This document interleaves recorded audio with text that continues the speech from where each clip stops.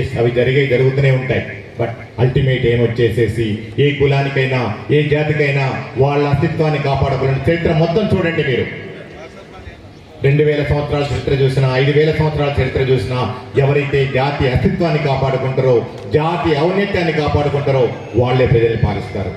అది ఈరోజు కాపు కులానికి ఉందని చెప్పేసి, మున్నూరు కాపు కులానికి ఉందని చెప్పేసి నేను సగర్వంగా నమ్ముతున్నా. ఈరోజు నేను ఒక ఉద్యోగం అవ్వచ్చు, బట్ 25 సంవత్సరాల ఉద్యోగంతో పాటు గత 2 సంవత్సరాల నుంచి కూడా నాన్నగారి పేరు మీద కొత్తగూడెం పరిసర ప్రాంతాల్లో డాక్టర్ జిఎస్ఆర్ ట్రస్ట్ పెట్టి విద్య, ఆరోగ్యం, ఉపాధి, ఉజ్వల భవిష్యత్తు కోసం అనే నినాదంతో విద్యాపరంగా, ఉపాధి పరంగా, ఆరోగ్యపరంగా అనేక సేవా కార్యక్రమాలు నిర్వహిస్తున్నాం.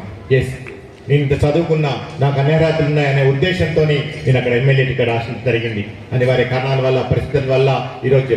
బట్ ఈరోజు మీ అందరి సమక్షంలో, ఇంతవరకు ఎక్కడా చెప్పలేదు, ఈరోజు మీ అందరి సమక్షంలో మీ బిడ్డగా, మీ కుల సభ్యుడిగా 25 సంవత్సరాల నా ఉద్యోగ జీవితానికి రాజీనామా చేసి ప్రజా జీవితంలోకి రావాలని ఎంచుకోవడం జరిగింది.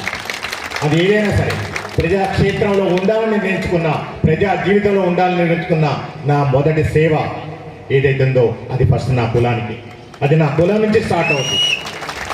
అంటే రాబోయే రోజుల్లో నా కులానికి సేవ చేసిన తర్వాతనే మిగిలిన వర్గాలకి, మిగిలిన సమాజంలో ఉన్న అన్ని రకాల ప్రజలకి సేవలు అందించడానికి నేను ప్రయత్నం చేస్తాను తెలుస్తున్నా.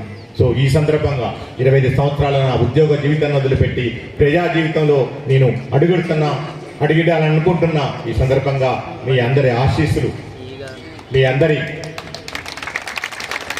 ఆదరాభిమానాలు, ప్రేమ ఉండాలని చెప్పేసి తప్పకుండా అంటే నా ఎప్పుడు కూడా నాకు చదివినంత వరకు అది విద్యాపరంగా కానివ్వండి, వైద్యపరంగా కానివ్వండి, ఇంకా ఏ పరంగా అయినా సరే నేను ఎప్పుడు మీ అందరికీ అందుబాటులో ఉంటానని మరొకసారి మీ అందరికీ తెలియజేస్తున్నాను.